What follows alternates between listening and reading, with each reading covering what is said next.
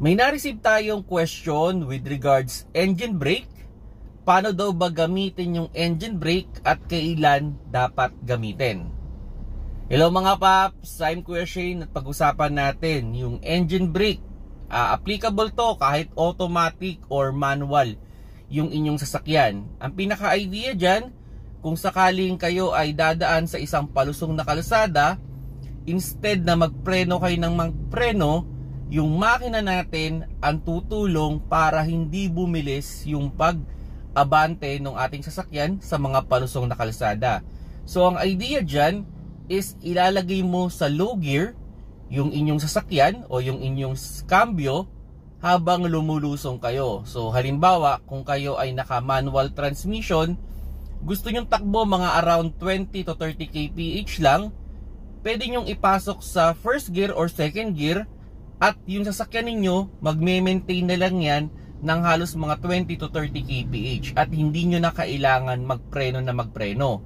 Kasi pag halimbawa lumusong kayo, nandun kayo sa tamang gear nung inyong speed, ang problema niyan, pwede kayong pabilis ng magpabilis. So mai-stress up yung inyong preno dyan. Pwedeng mag-init yan at mag-failed.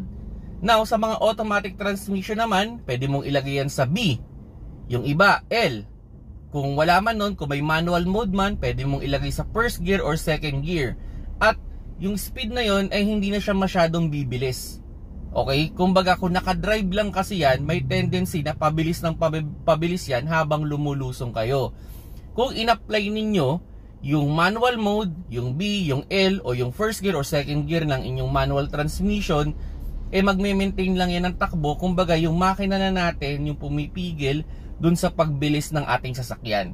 So yan yung idea with regards engine brake. Maganda yung ginagamit mga paps, especially kung palusong, dire-diretso yung palusong, mahaba yung palusong, loaded kayo, kaysa preno ng preno kayo na pwedeng mag-failed yan. Pag uminit kasi yung preno natin, pwede yang mag-failed talaga, no? Or hindi na kumapit kung magbabaga na yung ating disc brake, tsaka yung ating brake pad. Pag uminit ng uminit yan, pwedeng dumudulas na lang yan. So ang tendency, mai-stress siya, pwedeng masira agad. So kung i-apply ninyo yung engine brake, yun, hindi kagad siya masisira. So siguro doon sa question, nakakasira ba yan ng makina? Proper application, hindi naman. Okay, so ang pinaka-idea rin dyan, kung sakali man, no, na i-apply nyo yan, make sure lang na match yung speed ninyo dun sa low gear na ipapasok ninyo para wala kayong maging problema. Kung nagustuhan nyo yung video, pakilike na lang mga paps.